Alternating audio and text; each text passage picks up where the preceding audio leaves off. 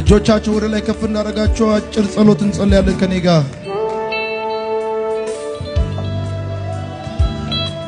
የገጠመን ነገር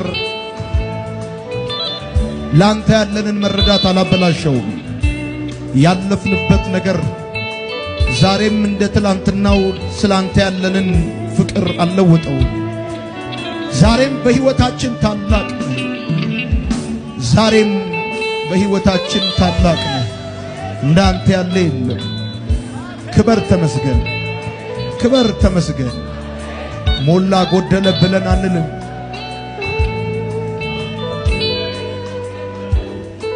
አንተ ታላቅ ነህ። የሚመስልህ የለም። ታላቅ ነህ። የሚወዳደርህ የለም። ታላቅ ነህ። አንተ ታላቅ ነህ።